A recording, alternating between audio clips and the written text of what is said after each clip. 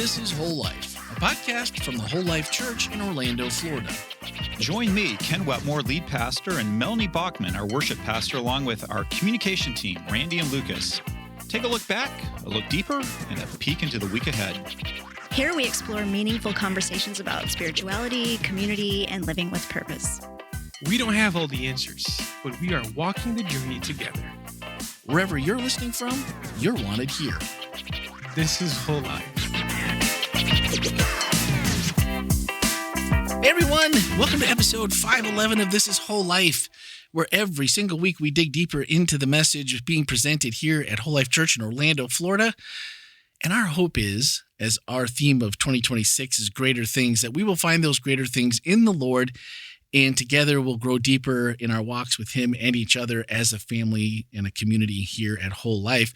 So the only thing that this conversation can possibly need is you. So whether you attend online, if you use your fingers or your voice in our online chat, you can do that before, during, after the service. You can do it from the front row, the back row, from across the globe. But just 407-965-1607 or podcast at wholelife.church. And bonus points like Carolina Dave for sending voicemails. We love voicemails. Carolina Dave, I have to reach out to you if you haven't heard the bonus episode yet. I know you've been doing a lot of catch up and maybe haven't had it yet, because I'm going to need the end of that conversation, because when I know that I'm dealing with men who are honest, I just need to get that last little bit in there so we can let Ken know that he was wrong when he gets back next week. So, all right, this week it is just me here in the studio. We are preparing an amazing worship experience for you for this coming Easter, and Lucas he took over the overflow snorkel from last year, and he's trying to keep the snorkel above water as we are going through a huge project here for Easter. And as you know, Javier, who is our special guest, Javier Diaz from the Florida Conference of Seventh-day Adventists, was the person leading. Well, he's a member, and he was leading our Voices of WholeLife. He kicked everything off for this year's messages, which is my favorite every year, because I think how long have you been a member here, Javier? Wow. I'm going to say probably 10 plus years. And if you know anything about Javier, you know he's a podcaster. And I believe, even though he's been here to record podcasts, he recorded a 2-part series, I think, with Ken. He recorded one here with Carla. And yet he has never been on our podcast. So welcome aboard, Javier. Thank you. It's great to be on. Yeah. So he did, before we went live here, Javier said that he did listen to the message. And didn't listen. I'm sorry. He did listen to the bonus episode. And so I have to share with him. Now I'm going to record this, and because I got to see the look on his face when he sees this. I'm going to hold this right up here. Oh man! Right. So where did we see that? Where did we get that? Who made that? This is compliments of Gil Parente, Ken Rate.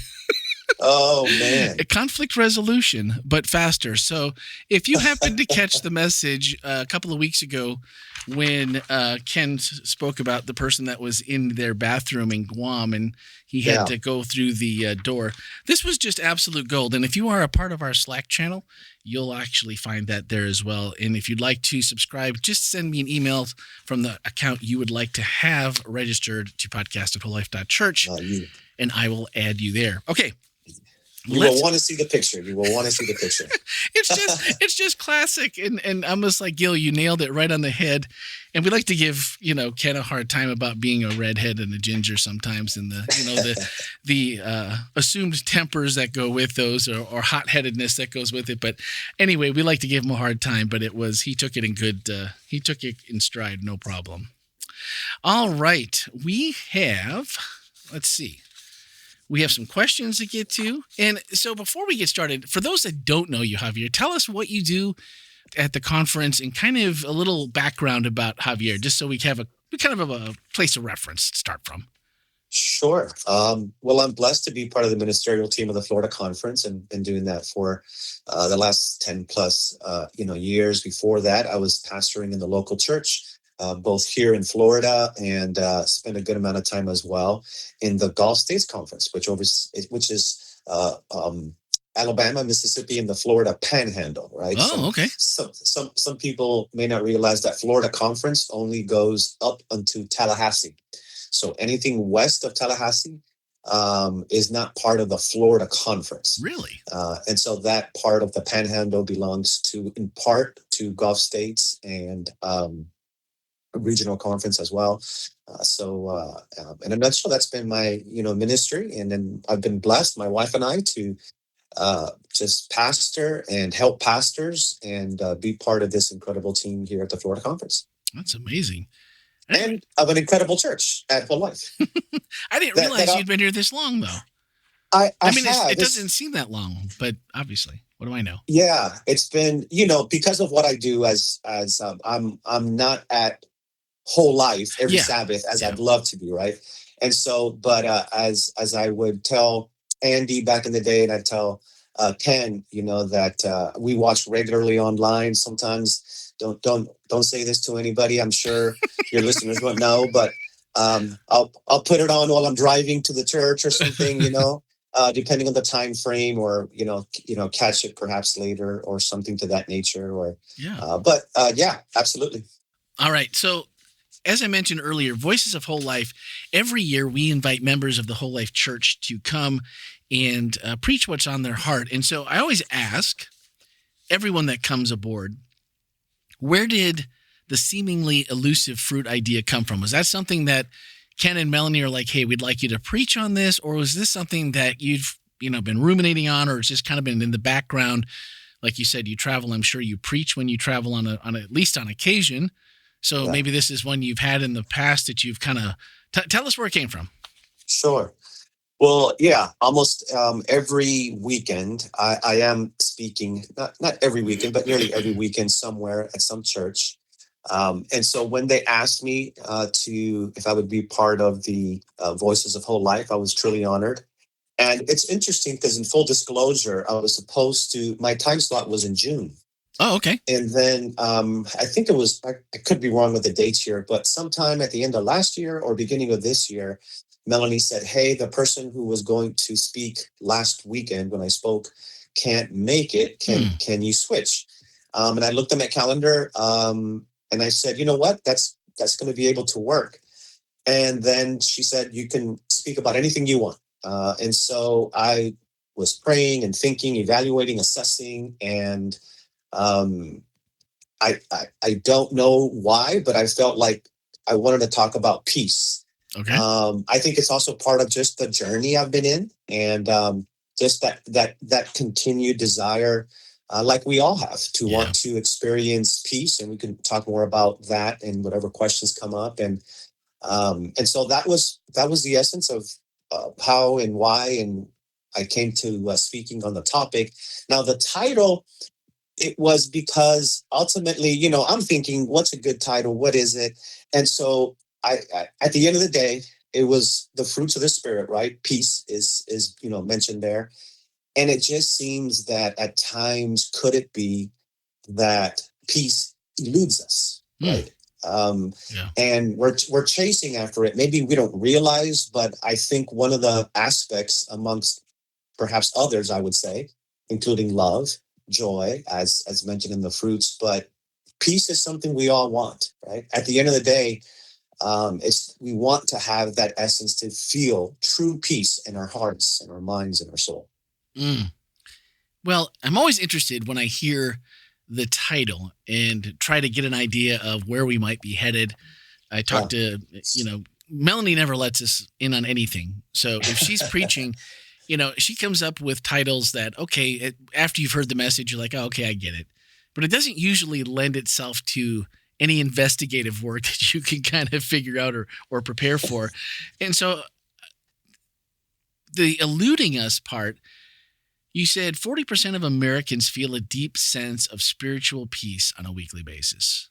Yeah. That surprised me, number one. Yeah. Number two, your next statistic was 49% of Christians across all denominations also have a feeling of a deep sense of spiritual peace on a weekly basis. Right. And I'm like, is anyone else like raising their hand like 49%? Yeah. Like that's like out of other people that are just, I'm just living life. I'm not a Christian. I may have some beliefs in a deity or not. And 40, I'm like, as Christians, the good news only goes 9%. Yeah. That seems that shocked me, honestly. I thought 40 was high, and I thought 49 was way too low. Yeah, I thought so too. Some people may have different views, and specifically for evangelicals and that religious landscape. Pew Research survey that was a couple of years ago. For evangelicals, it's at about 60%, and I think you could include us in there in that realm. Okay. What the survey doesn't say, and I mentioned this in the sermon, was what exactly do we mean by experiencing peace, right? So are they experiencing peace that week because I was able to pay all my bills? I'm not sick like the way I am this week. And it was just a great week, right? Nothing went wrong. And so could it be circumstantial or not? Yeah. And so that is not mentioned, but nonetheless, the person feels, and I would say to your point, that even for evangelicals at 60, shouldn't it be higher, right? Shouldn't it be 80, 90%? Shouldn't we feel peace? Yeah. And that's where the sermon title comes from. Is it eluding us? Are we not really achieving the peace that we think we are? And that's why I put seemingly, because every person needs to make that choice. So notice that. That's the seemingly elusive fruit.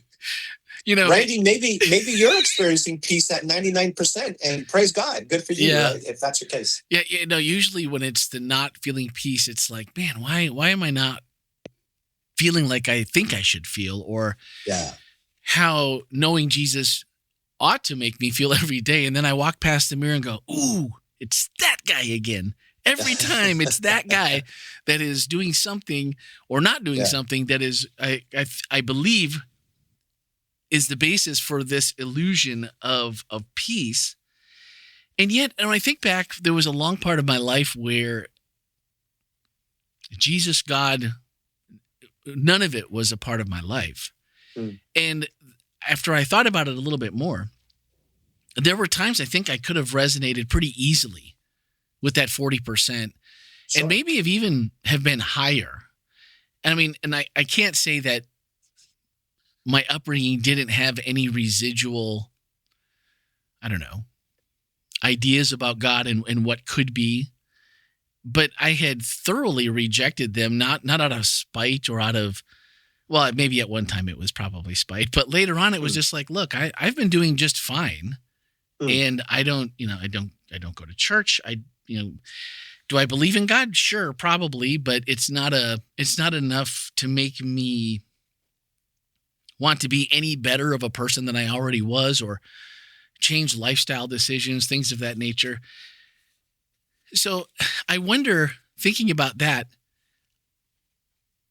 how do we reach people that say, well, I don't know, I think life's pretty good just like it is. I don't really see that, what you have is so much better than what I have. Generally, I feel like a deep sense, and not just like, I feel okay, but like a deep sense of spiritual peace. And so it just made me think of, as we are embarking on our new Amplify 2036, and, we're talking about adaptive leadership, and what don't we know about telling people about Jesus that makes it only like a little bit better, seemingly? Or are we just are we giving ourselves too much credit? I don't know. Yeah, I think your question, or if I understand, maybe it's a bit of an apologist type of, answer we're looking for here, beyond the essence of peace, and along with that, if a person, if I understand, correct me if I'm wrong, if a person, like in your experience, you said at some point maybe you were experiencing some kind of peace, right? Yeah. And not necessarily too worried about No. your relationship with God at the time of your experience. And the at least what comes to my heart and mind at this point with that is, I think it's, what kind of world do we live in now, right? When we look about peace and we look the world around us, clearly, I mean, we're literally at war now. I mean, it's that, and so this was not what life was meant to be, or was it? Obviously, as followers of Jesus, we know that it wasn't. Yeah, correct. Yeah. And so we believe this essence of peace is peace with God, peace with each other, and inner peace that overlap one with the other, I would venture to say. And so part of what I was trying to communicate is that certainly we can sense an aspect of peace. Sure. And again, depending how we define that. But true, at least for me as a believer in Jesus, is that in Christ, we are new creatures, and we have this hope that the peace of God surpasses understanding. And so therefore, it is not only a present hope of the future, but within that aspect, a hope for eternity as well, which is obviously part of the future and the hope that we have. Yeah. And so then we realize that our current circumstances aren't the finality of what our lives are going through, because that was the big part of what I was trying to say, right? Yep. Is that our circumstances shouldn't determine the true essence of peace. Now, that doesn't mean, I'll say it again, like I said in the sermon, that we don't grieve, that we don't cry, and so on and so on. But in the midst of that, right, as Paul said, we don't grieve like the others grieve. Yeah. Because we have that, and these are not my words, that peace and that hope in Jesus, that all things will be made new. Yeah. And so, I don't know if that fully answers what you were aiming at, but yeah. Yeah, no, I just think that, as we move into a world that's ever changing, we're reading a book on adaptive leadership right now. So this has been churning through my mind. I've got to preach here in a couple of weeks on the 11th, and part of my story is what I'll be sharing. And this is all, so you're churning things up, and I'm kind of working on my outline, and I'm thinking about this, and it's like, oh man, I don't know if I can, I may have to change where I'm going. So it's really been food for thought for me. And I think maybe where one of the most poignant things that you put in your message was on C.S. Lewis, who said, God cannot give us happiness and peace apart from himself, because it's not there. What's happening in us comes from Jesus alone.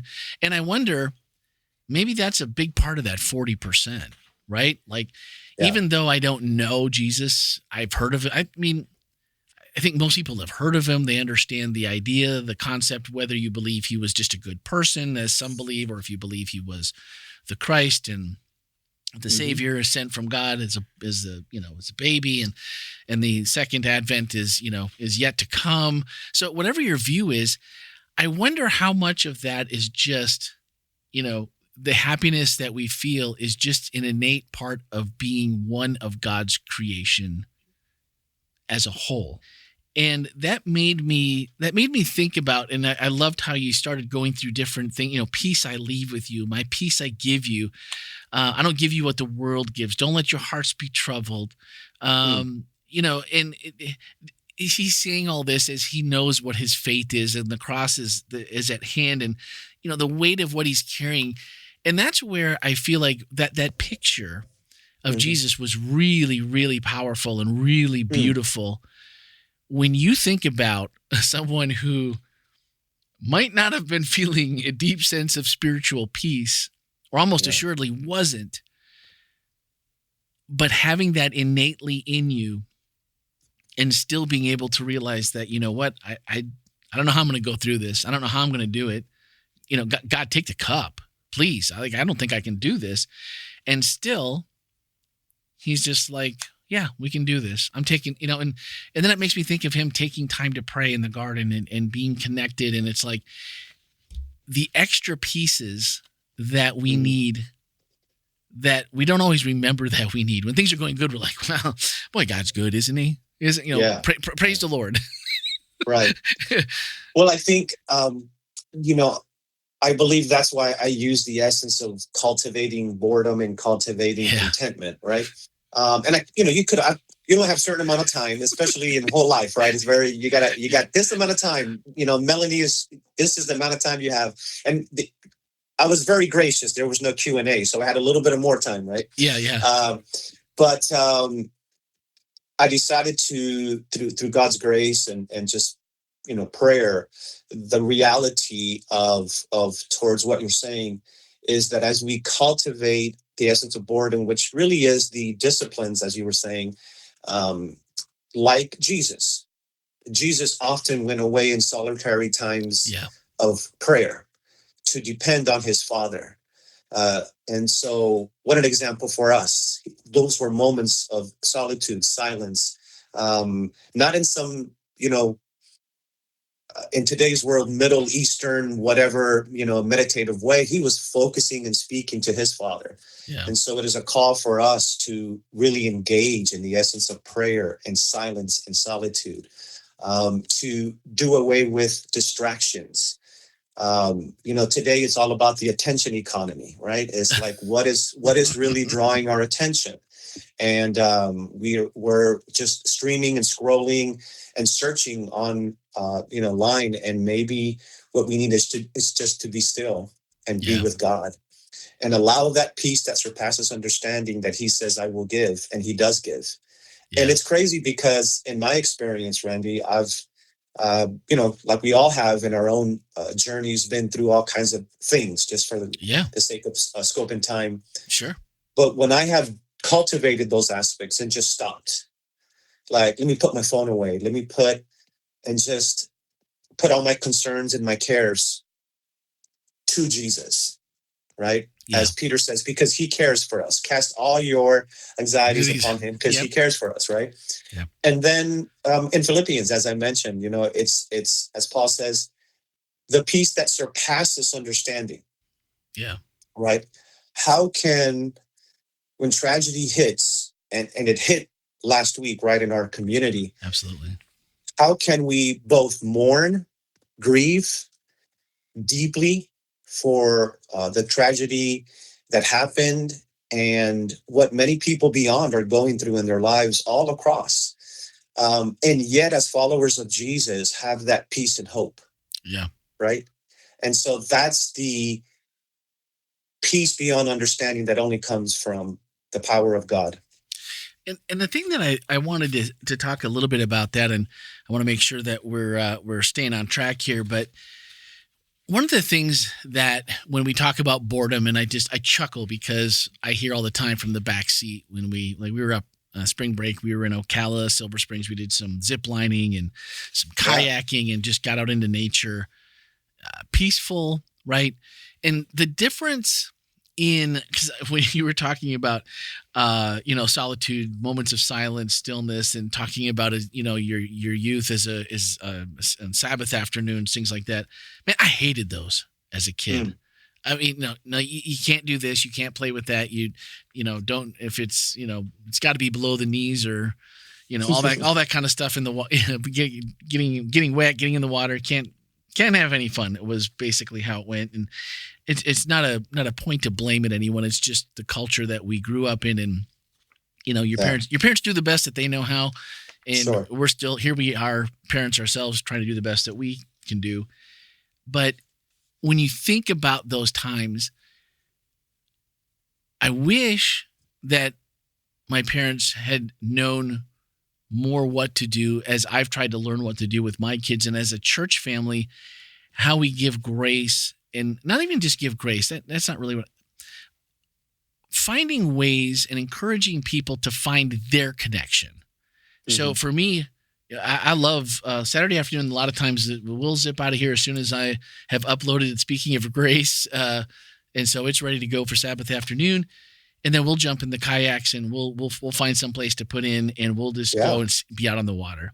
If I can be out on my Harley for the afternoon, evening, a whole day, that is precious time for me to think about, be still, be calm, and let all that, like, that is what it's not sitting with a book. Well, I do enjoy reading, but if I'm really being serious about like me connecting with God, that's where it happens at its best and its most enjoyable, where I go, how come I don't do this more often?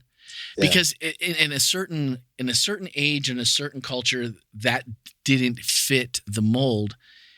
And yet my life would have been so much different. I truly believe, if there had been outlets for each person and for me to find that. So how do you do that, Javier? How do you find that space? What do you do for just, I need to unplug and I need to be connected to the right thing? Yeah. So I'll definitely answer that question. I want to piggyback off of what you were saying, that, and I briefly alluded to it as well. And I did mention, besides silence, solitude, and stillness, I mentioned the essence of Sabbath, right? Yeah. And slowing down, which is part of all of that, right? I think we're moving at such fast paces in life, right? Everybody is in a hurry, and you really can't be at peace if you're always in a hurry. True. Right. That's the essence. And so when it comes to Sabbath, part of that as well, and I mentioned that, is community. We find peace in speaking one to another. Listen, I don't have all the answers here. God has all the answers. I'm trying my best to express what, as a pastor, as a person who loves God, loves people, is trying to help people in their journey. Doggone it. I thought you were going to come here with all the answers today. No. Ken will have them. Just kidding, Ken. I love you, Ken. He definitely would be like, no. But I think the beauty of Sabbath, right? Coming together, having conversations, worshiping, talking with people. Sometimes, like this past Sabbath, we had potluck right there at WholeLife, having conversations with people that maybe I have not had conversations with, and just and it just gives me a peace that, you know what, there are people going through different things that we can encourage one another, empower one another. And that alone is a beautiful thing. Yeah, absolutely. And then now for parents, I mentioned this too in the sermon, I actually think that when it comes to noise, it's a beautiful thing to have kids be running around. Yeah. They say, well, that's not peace. Actually, they sent me, I can show you, somebody from the kids' room sent me a text. It's somebody I know, obviously, sent me a text of all the noise that was happening in the kids' room. and they put peace. Or something like that. And I saw it, later, and they actually told me, but that's because I mentioned in the sermon, right? That's actually good noise. To have kids running around on Sabbath with one another, and that's a beautiful thing. The noise that we want to put away is a constant news cycle that can thread us and lead us here and there, and people arguing about this and that. Listen, there's space, obviously, to know what's going on in the world, but at some point we got to shut it down. Maybe it's just me, Randy. No, and I'm speaking to myself. Yeah, like there's only a certain amount of news that I really need to know, because I'm not going to solve most of that. I'm going to pray about it, and certainly, but I'm not going to solve it. So I need to really focus my attention. Yeah, where I can do what I have to do, what God has called me to do, and at the same time experience that peace in the midst of it. And part of the way that I do that is everything that I've just said, obviously Sabbathing and silence, solitude, and stillness. That's been a big part for me. Yeah, I think that part of waking up early and spending time with God. I know we've heard this a million times, but it's just such a powerful thing to be very intentional with that. Yeah. Just being by myself. Also, this would be no surprise to anybody. I've mentioned this many times. I'm an exerciseaholic, so I really enjoy running outside by myself. No music, nothing. I'm not listening to a podcast or anything most of the time. I'm just in my head for about an hour or so, depending on time. I don't know about this. I think you need help. Probably. You're not the first person to say that. Podcast. That's my podcast haven. Yeah. I got you. I hear you. But because I travel a lot, and I'm traveling, in a sense, driving a lot. That's where I listen to. Sense. I don't even listen to music. I'm listening to all kinds of podcasts. Yeah, me too. On there. So, but that's really my time on how I find the essence of cultivating the essence of peace Yeah. by spending that time with my attention on Jesus. And listen, it doesn't always work out the way I want it to. And if, today's been a busy day. And so I'm feeling the need I had to, believe it or not, I just talked about not rushing things. I've had to rush a few things. Oh, right. And so that's okay. Find the time this evening. And this is my other point. And I mentioned this too in the sermon. We focus a lot on the morning devotionals. And as you said, it's super important. Yeah. But God is calling us to a life of devotion. And so I'm trying to also set times in the middle of the day, give or take, in the evening as well, before I go to bed, to also spend intentional moments and cultivating that with God. Yeah. Towards the end of your message, and I know that we're running out of time quickly here. We've got a couple questions I want to get to, but I want to kind of wrap up this portion just by saying that you mentioned, it's a constant relearning that Jesus is enough. Yeah. And I don't know, for those listening, how you internalize that and how you lean on it, or you keep it in the forefront. That's just reminding you that, like, when you're overloaded in a news cycle and you haven't put down the phone, or you've just had a heated discussion with someone over something in, whether it be politics, personal life, whatever, and just bringing back to file that under the proper hierarchy of what you're going to let take over in your thoughts, in your day, in your mood, and remember that Jesus is enough, is up here, and to lean on that. And this is something that, when you said that, it's been something that's been on my mind and just thinking every day since then.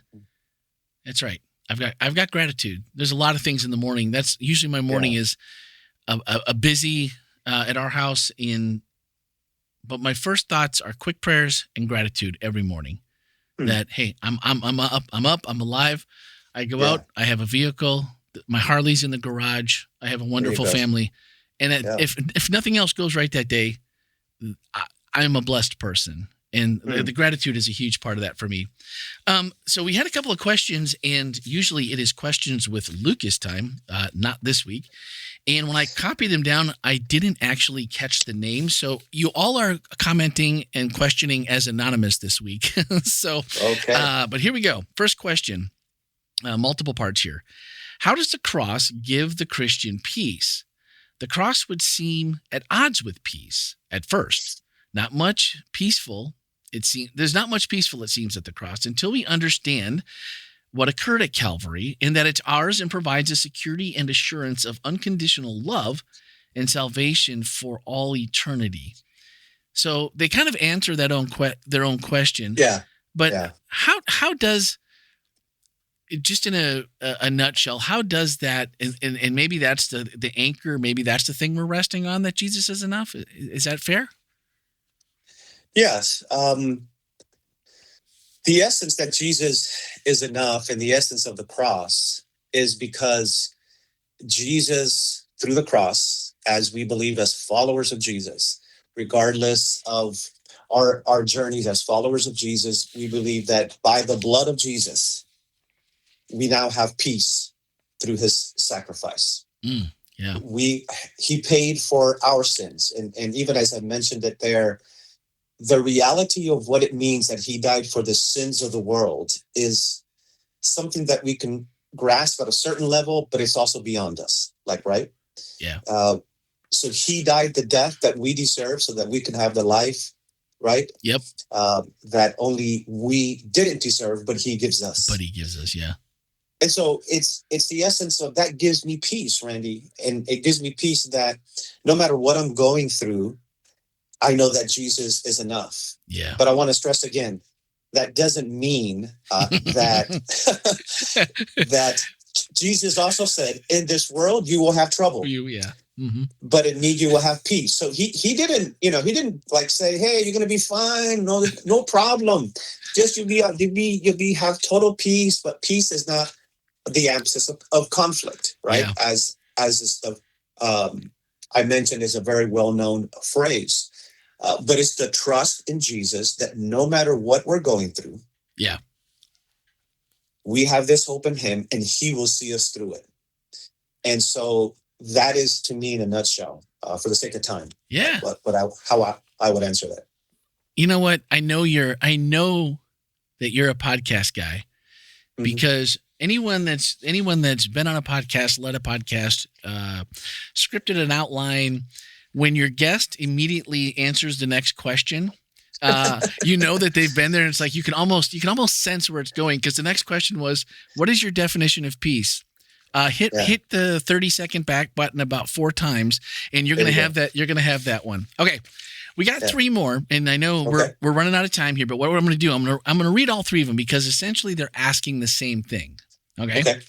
And if we need to clarify, we'll go back. But they're fairly short, but they're all getting to the same point. And so I want to get your response to that. This sermon feels very targeted, but honestly, I'm not bothered by that. It makes me wonder, is there real peace when we remove our distractions? Not just the screens we spend so much time on, but the deeper distractions in our lives. The next question is, if we step away from those things, can we return to our first love and rediscover true peace where God and Jesus are concerned? And is that even possible in a world where these distractions are so deeply integrated into our daily lives? And then the final one, how can we hear God and experience his peace when we're plugged into the world in so many different ways? It's not just screens, right? It's other things. Anything can take this. And if we step away from any or all of those, is it even possible to do that? Because it's so deeply integrated. And can we find Jesus again and rediscover true peace when this crazy world we live in has just got so much of our attention? Yeah. Well, I think you just literally gave me the perfect segue, because you mentioned the word. To me, all of that to again, for the sake of scope and time, forgive me for repeating that, but it's that word, attention. Mm-hmm. And to me, that's something that I've, for the last at least several years, if not more, I've really been blessed to speak about in different ways. The essence of spiritual disciplines, the essence of what it means to follow Jesus. How can we do that? How can we experience the essence of peace, as we've been talking about? And a lot of all of that is our attention. Now, it's not about time. It's simply about time. It's about attention. And so how and what and where are we putting our attention? And here it is, since we as a community of faith are a firm believer in free will, and not that this is going to be a conversation on that, but we certainly believe that it's free will. Yeah. So the Lord says, okay, how do you want to focus your attention? And that is up to each one of us. Yep. Right. And it's, so this is not about salvation. We are saved by grace alone through faith in Jesus, period. Full stop. Full stop. Because of that, the love of God compels me. Mm. When I look at the cross, the love of God compels me of what Jesus did for me. So my attention, notice I'm speaking here so that people can then make their own choices.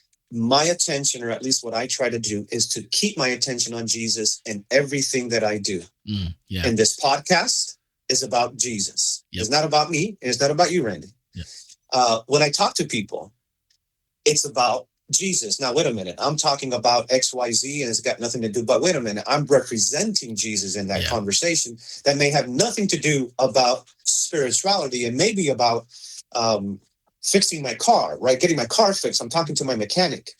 That could be a spiritual experience.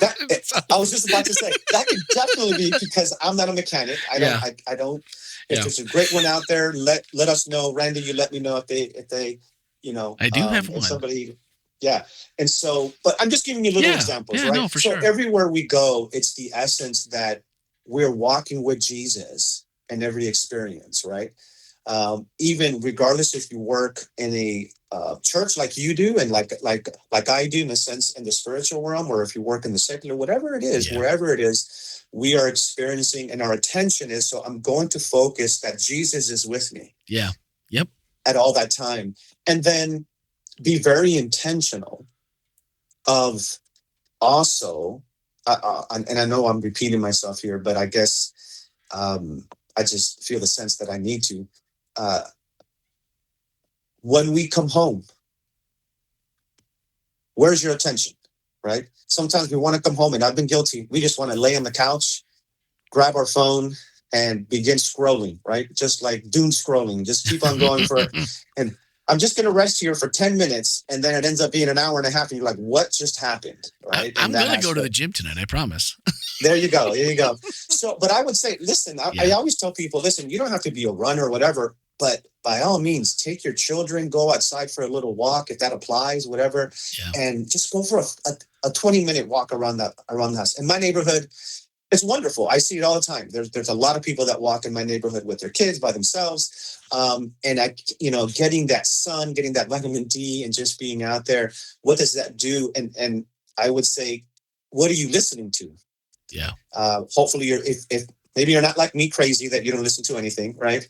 But make sure you're listening to something that's going to elevate you. Yeah. So again, intentionality to your attention, not just in the morning, but throughout the day. Yep. And then being attentive that everything we do and every work is glorifying God. Now, again, I have failed, Randy. I haven't always gotten it right. I don't want to sound like, man, he just gets everything. No. Yeah. I've had conversations where I'm like, oh man, I probably didn't say that right. I'm pretty sure I probably said something in this podcast that I could have said better. Sure. But you see, our heart for it is correct. Is in that attention focused aspect. And I think that's really Dallas Willard, and I'm not going to quote him clearly here. I think mentioned something in regards to that. And man, I should have had that quote. So I won't say that this is coming from Dallas Willard, but I believe I heard something of this, nature of what I'm talking about. And it's that we need to keep our minds focused, our attention. Keep on using that, word on Jesus, so that as I've been talking in every situation, he's present, and it changes your whole day. Like Jesus is there with your children when they're hungry and they're screaming and they're yelling. Listen, those are your beautiful children. Jesus loves them. So go with it. What do you need? Stop what you're doing, and how and where do you need to take them or give them or feed them, of course, right? Yep. And that's a beautiful thing. So maybe our minds are going, man, I'm so glad my kids are hungry, right? Yeah. I get to feed them, right? It's like a change of does that make sense? Maybe that's not the best illustration, but. No, let me tell you, this morning, my wife had to be out super early. She was downtown here before around 8 a.m. for a meeting. And so Emily and I were, as usual, up, getting ready to go. And usually Heather's up making her breakfast and packing her lunch. And she's in her room and she's not answering. And she's like, oh, and she's talking to herself. She has these little conversations. And anyway, a whole ton of things went wrong. And pretty soon we're late. Well, she's already late for school. I'm going to be late. We've got so much going on right now here. I'm like, I can't be late. We got to get going. So like today I could have let this be something that was super sour. And instead I'm like, hey, you know what?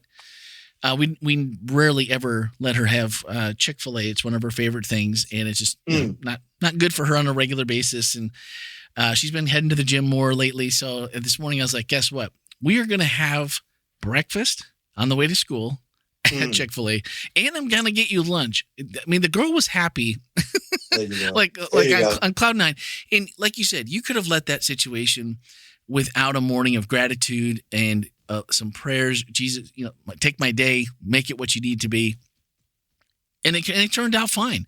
And we had a dance party in the truck this morning, and we got caught by the person bringing our food out, and they just had, I think it might have made their day too. So, you never know. It's going to be contagious.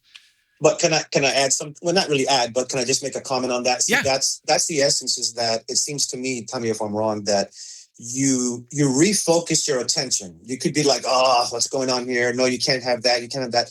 And whatever it may be. But in this case, for you, it was like, you know what? Okay, we're going to do this. We're going to go here. We're going to have Chick-fil-A this one time, this in the morning. Yeah. And this is how we're going to really, and at that moment, there's peace. Yeah. And there was joy. And so, and there was absolutely peace and joy. And so the reality is that I always tell myself this, and in different aspects. when I hear news that my jaw drops about this or that or whatever it may be, Yeah. I say, this has not surprised God. There you go. Like God is not sitting on the throne. I give this example when COVID hit, right? I said, listen, God is in control. Like, God wasn't sitting on the throne saying, you know what, I missed that one. I just did not know none of that was going to happen. Those pesky humans, they're sneaky. Yeah, it's like whatever that was, or anything else in our lives or around the world. Yeah. And so it's just a reminder to me, that when I remind myself of that, it helps once again to say, okay, in the chaos of whatever I'm going through, God, you're in control. Give me the peace that surpasses understanding and help me to focus my attention on how you want me to proceed forward. God, yeah, absolutely. It's such a game changer. And it's something, honestly, that's easy to do if you start with some morning prayers, even if they're quick as you get started. Like I always tell people, you don't have to like chew off the whole thing to start with. Start with things you can digest, things you can do that you're good at. Some Amen. prayers and always the gratitude. Like every prayer I have anymore has to have gratitude in it, because I find if I don't, I become a very jaded person very quickly. Where if I know that I've got gratitude for what God has given me, and I know that that's where it all comes from, no matter what I've done on any part, any level, it comes from God. It changes your entire outlook and it changes how you look at things. So, Javier, thank you so much. I know we're out of time here, and I want to respect that, but I also want to say thank you from the WholeLife team, the WholeLife staff, and the WholeLife family. You brought a great message. And not only do we ask you to be the voice of WholeLife, not once, but twice. And then we ask you to be it one more time, even though you had to go to urgent care and we put off until Thursday. But I just want to say a huge thank you, because letting people hear your heart after the message is a big part about what this podcast is and why people listen and the benefit that they receive from it. So thank you for making all of this work out. I really appreciate it.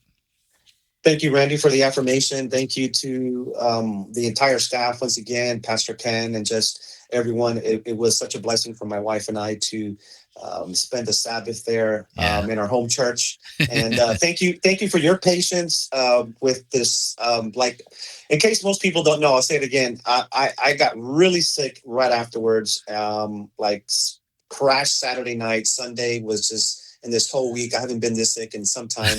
I'm a little better today. Praise the Lord. And so we're actually recording. I would much have rather been at WholeLife and hanging out with you, recording in person, but you don't want my germs. So thank you for your patience. Thank you for what you do, Randy, and continued blessings. Thank you so much. Hey guys, again, today, I hope that you heard like the questions that we were able to dig into. It really makes the show what it is. It's all about you guys. So voicemail or text 407-965-1607, podcast at wholelife.church.